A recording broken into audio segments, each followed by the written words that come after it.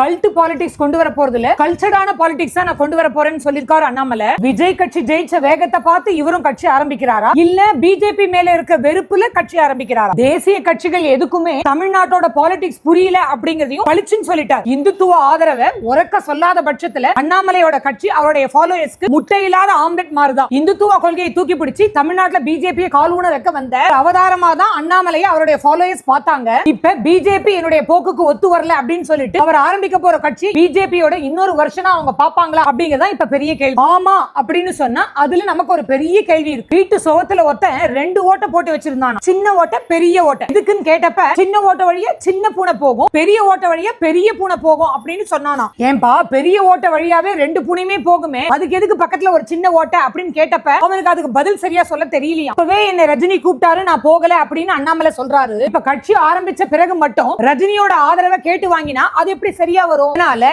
இனி அண்ணாமலையோட அரசியல்ல ரஜினி வர மாட்டா அப்படின்னு நம்ம நம்புவோம். வாழ்த்து சொல்லலாம், வரவேற்கிறதா அறிக்கை விடலாம், ஆனா நேரடி அரசியலுக்கு ரஜினி வந்துடவே கூடாது. ஏன்னா கல்ட் பாலிடிக்ஸ் என்கரேஜ் பண்ண போறது இல்ல அப்படின்னு அண்ணாமலை சொல்லிருக்காரு. சூப்பர் ஸ்டார் பாலிடிக்ஸும் ஒரு கல்ட் பாலிடிக்ஸ் தான். எனக்கு ஒரு பாதையை வகுக்காமல் தன் தலைவன் வழியிலேயே நடப்பான் அப்படின்னு ஒரு பாட்டு வருது இல்ல, அதுதான் கல்ட் பாலிடிக்ஸ். தலைவன் சொல்ற பேச்சை கேட்டுக்கிட்டு அதுக்கு மேல எதுவுமே யோசிக்காம அப்படியே செய்யறது அப்படிங்கிறது இருக்கே, இந்த ஸ்டைல் ஆஃப் பாலிடிக்ஸ் அந்த காலத்துல இருந்தே தமிழ்நாட்டுல இருக்கு. அண்ணா நடத்துறதும் அந்த பாலிடிக்ஸ் தான், இன்னைக்கு விஜய் நடத்துறதும் அந்த பாலிடிக்ஸ் தான். அரசியல் பற்றி அறிவு ட்ரைனிங் எடுத்து கத்துக்கிட்ட பிறகுதான் இளைஞர்களை டைரக்ட் பாலிடிக்ஸ் குள்ள விடுவேன் அப்படின்னு அண்ணாமலை சொல்றாரு. காலையில விதையை நட்டுட்டு சாயங்காலமே பழம் பறிக்க கூடியோட வந்து நிக்கிற அவசர அரசியல் தானே இப்ப எல்லா இடத்துலயுமே நடக்குது. நான் தான் எப்போதும் நிரந்தர தலைவர் அப்படிங்கறதும் கிடையாது, எல்லாருக்கும் எப்பயும் நாற்காலி சொந்தம் அப்படின்னு சொல்ல முடியாது அப்படிங்கிறாரு அண்ணாமலை. தனி மனித துதிப்பாடல் கூடாது, பதவிக்காக மட்டுமே கட்சியில ஒட்டிக்கிட்டு இருக்கதும் கூடாது அப்படிங்கிற நோக்கத்தை தான் இப்படி சொல்றாரு அண்ணாமலை. விஜயனுடைய வெற்றிக்கு நேர் எதிர்மாறான தேரி இது. எல்லாமே இங்க விஜய் தான், எல்லா ஓட்டுமே விஜய்க்கு தான் அப்படிங்கறது அவருடைய வெற்றியின் ரகசியம். தேர்தல் அரசியல இப்படி ஒரு ஜாலம் பண்ணிட்டு ஜெயிச்சு வந்த பிறகு என்ன மாற்றம் கொண்டு வந்தாலும் அது நல்லா இருக்கும். முதல்வர் வேட்பாளர் யாருன்னு அடையாளம் காட்டாம தேர்தலை சந்திக்கும் போது பெரிய பெரிய கட்சிகளே பேஜாரான ரிசல்ட் தான் சந்திக்குது. அப்படி இருக்கு ஒன்றே கட்சி ஒருவனே தலைவன் அப்படிங்கிற ஃபார்முலாவை மாத்தி போட்டா அண்ணாமலைக்கு எப்படி சக்சஸ் கிடைக்கும்? பிஜேபியில இருக்கும் போதே அவர் தனக்குன்னு ஒரு குரூப்பை வளர்த்து வச்சிருந்தார். கட்சியினுடைய கொள்கை ஒரு பக்கம் இருந்தாலும் தன்னோட திட்டம் தான் நிறைவேறணும் அப்படிங்கிறதுல ரொம்ப அடமெண்டா இருந்தார். ஆர் ரூம்னு ஒண்ணு வச்சிருந்தாரு, அதுல தன்னுடைய புகழையே பாட வச்சார். கட்சிக்குள்ள தனக்கு ஒத்து வராத தலைவர்களுக்கு எதிராக சிங் ஆபரேஷன் பண்ணி அவங்களுடைய புகழை குலைக்கிறதுக்கு முயற்சி பண்ணாரு அப்படிங்கிற குற்றச்சாட்டு இன்னி வரைக்கும் இருக்கு. ஒரு பக்கம் பதுங்கி பாயிர அரசியல்வாதியா இருந்துகிட்டே இன்னொரு பக்கம் படார்னு பாயிர போலீஸ்காரராகவும் அவர் இருந்திருக்கார். அண்ணாமலைக்குன்னு ஒரு அட்ராக்ஷன் இருக்கு அப்படிங்கறத அடிச்சு சொல்லலாம். எப்பவுமே ஆன்லைன்ல அவர் தன்னுடைய திட்டத்தை சொல்லி முடிச்ச அடுத்த நிமிஷமே வி தி லீடர் வெப்சைட்ல விறுவிறுன்னு மெம்பர்ஷிப் குவிஞ்சுகிட்டே போகுது. ஆனா